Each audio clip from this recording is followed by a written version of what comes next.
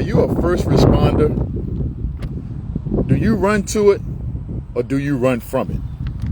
What's up, family? What's happening? It's 6:30.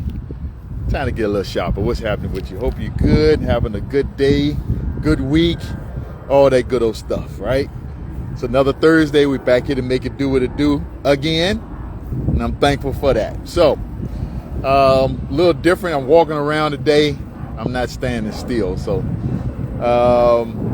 it's a beautiful day outside, and I'm truly thankful for this day that the Lord has made, and so I'm going to rejoice and be glad in it.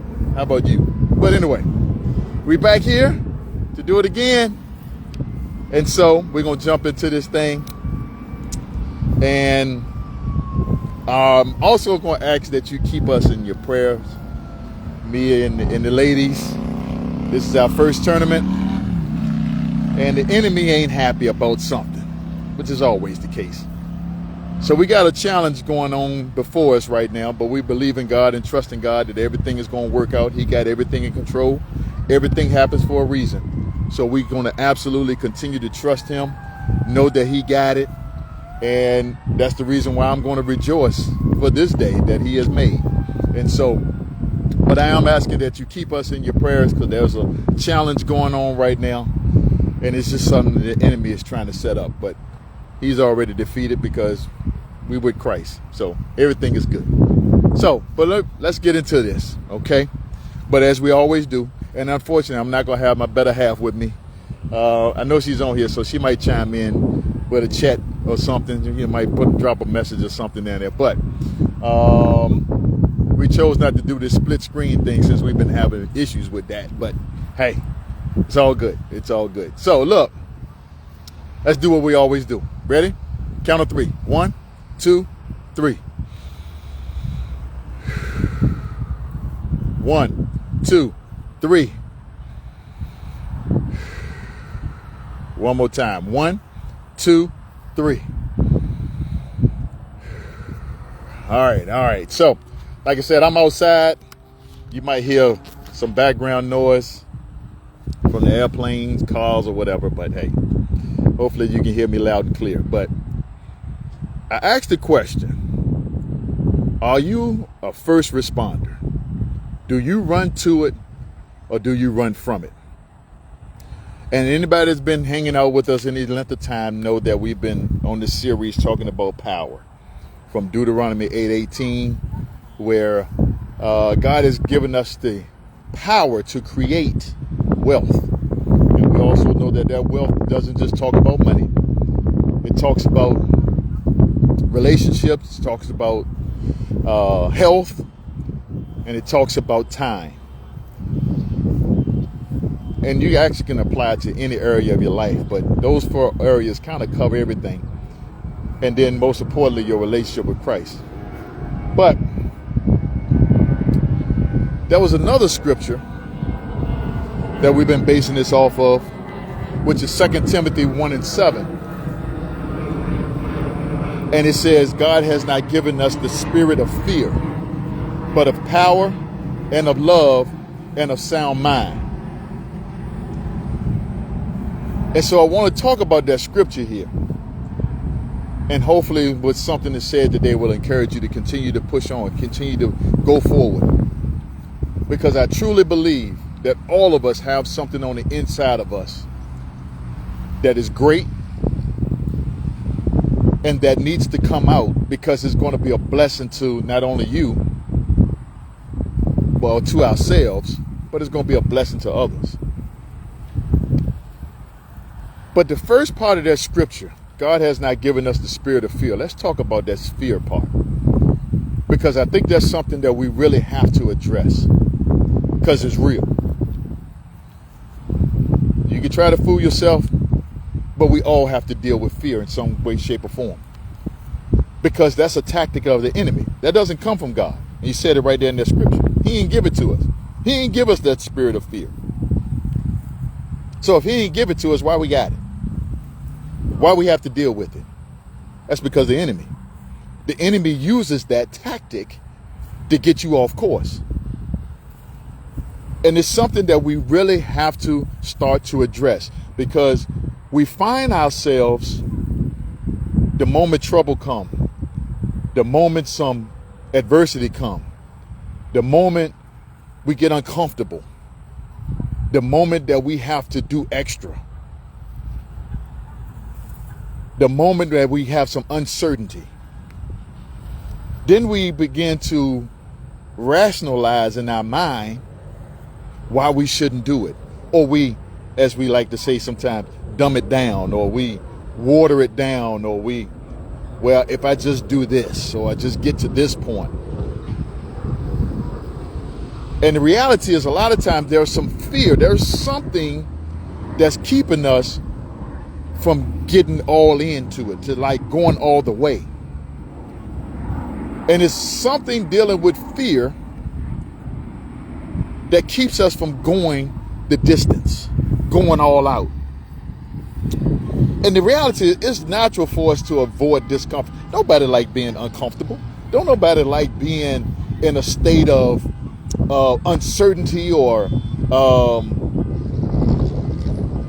we always want to be comfortable. We always want to be comfortable. But sometimes, in order for us to be prepared and get to where we need to be, we're going to have to be uncomfortable for a little bit. Didn't say it was easy.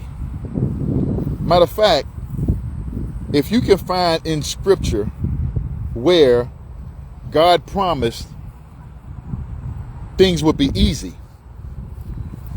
then please show me that.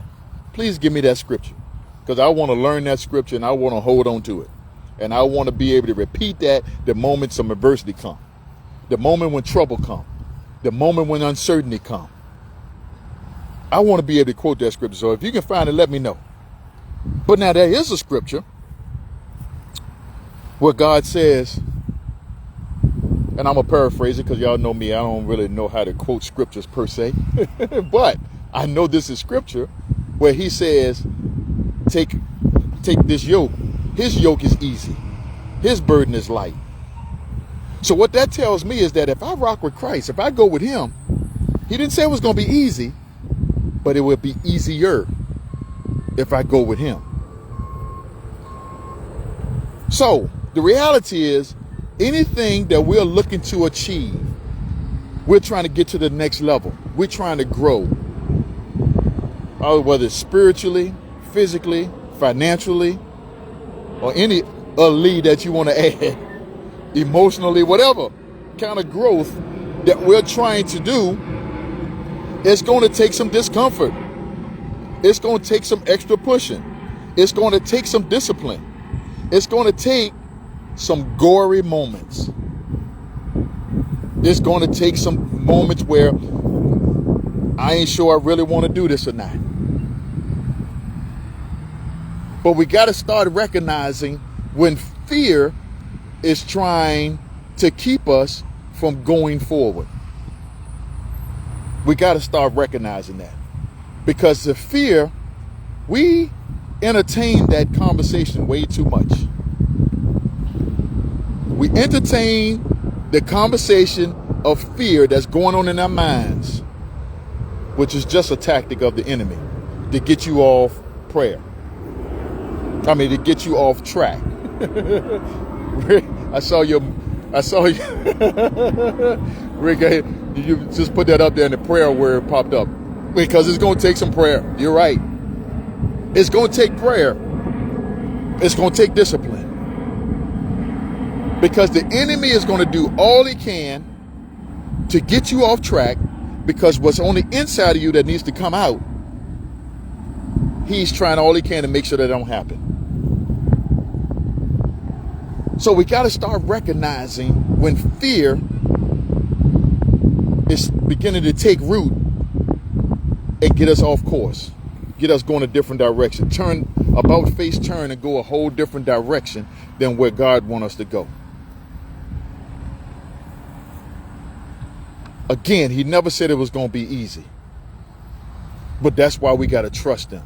That's why we got to go all in with Christ. He didn't ask you to be perfect. He just asked you to trust him. So we got to do this and start asking God to show me when I start going with the fear versus going with you. When I start turning the wrong direction. And so, the fear part of that. But he said, and this, let's go back to that scripture. He said, and again, this is 2 Timothy 1:7, where this scripture comes from. But he has not given us the spirit of fear, but he did give us power and love and a sound mind. So like I said, we've been talking about power. And that power that I have talked about for the last month and a half, out of Deuteronomy 8:18, he's given us the power to create. And we are made in his image. He's a creator. So we should be creating opportunities for us to grow. Creating opportunities for us to build wealth in every part of our life, in every area of our life. He's given us the power to do that. That's what he gave us power to do. To create opportunities, to create relationships, to create wealth. So we gotta dig into this. The power that God has already given us. We gotta start walking in that. And then he said, I gave you love. Now with the love part, he gave us love because he gave us passion for it. And we need that love. We need that passion because when things are not going right, when all hell breaks loose, kids tripping, spouse tripping, people at work tripping, I set things up to go this way, and darn if everything ain't happened, the totally opposite. I ain't sure what to do now. I ain't sure which way to go. I ain't sure how to respond. I don't know what to do. But I know I'm not leaving this. Because the love I have for this, the passion I have for this, I ain't letting that go. That love and that passion is going to keep me pushing, going forward. So now you maybe have to ask, how much do you love what it is you're doing? Are we loving the right thing? But that love, that passion that we have, like your kids are tripping. They act a fool in school or something. They go out here and do something they ain't got no business doing. You know you done taught them better than that. But you still give them some grace. You still love them. You don't turn your back on them. That's love. So do you love the goals and the dreams that God has put on the inside of you? You done started it, but fear kicked in and you stopped. You turned from it. But that burning, that desire is still there. You can't shake it. You wake up thinking about it. You go to sleep thinking about it. In the middle of the day, something happens that breaks you, makes you think about it again. But you want to push it away because there's some discomfort that comes with that. There's some extra work I got to do with that. But that love, that passion is still there because it still keep eating at you. And yes, it's some gory times that, what's the difference between gory and glory? It's the L. The L for love. It'll get you through the gory parts so you can get to the glory. So he gave you that love. And then he also gave you a sound mind. He gave you a sound mind. What comes with a sound mind? Peace, joy, comfort in a chaotic situation. Peace comes with that. A sound mind. There's nothing like a peace of mind. And when you know you're doing exactly what God has called you to do, I promise you, there's a peace that you can't even explain it. It surpasses all understanding. You won't even understand it, but at the same time, you understand it because you feel it, you're experiencing it, you're living it. because you're doing exactly what God has called you to do, and you're pressing forward through the bad. You're pressing forward through the challenges. You're pressing forward through the complications. You're pressing forward through the chaos that's going on all around you, because you have a sound mind and you at peace right in the middle of all the chaos.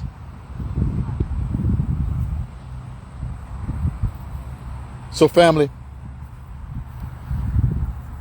God has not given you the spirit of fear, but of power and of love and of sound mind. God created you for greatness. He didn't tell you it was going to be easy. He didn't tell you he was going to do it all for you, even though he has done it for you. But he is requiring you to do something. And number one is you're going to seek him. You're going to have to trust him. You're going to have to know that he's going to take you to wherever it is he wants you to be. He got you. I tell y'all that all the time. He got you. So why don't you trust the fact that he got you?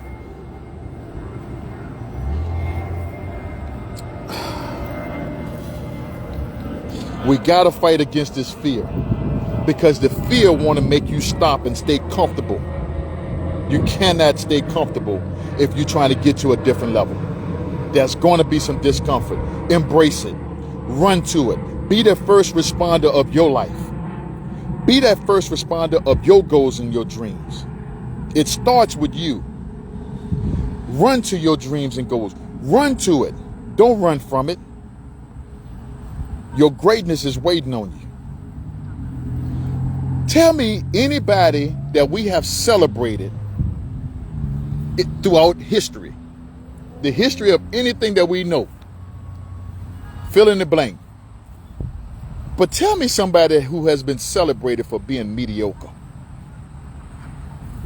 We celebrate those that have gone above and beyond.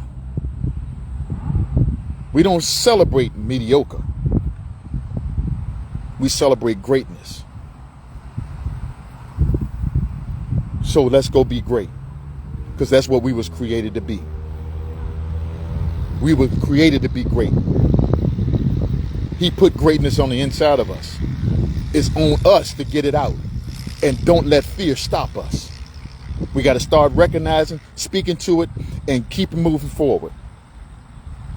It's time to do that.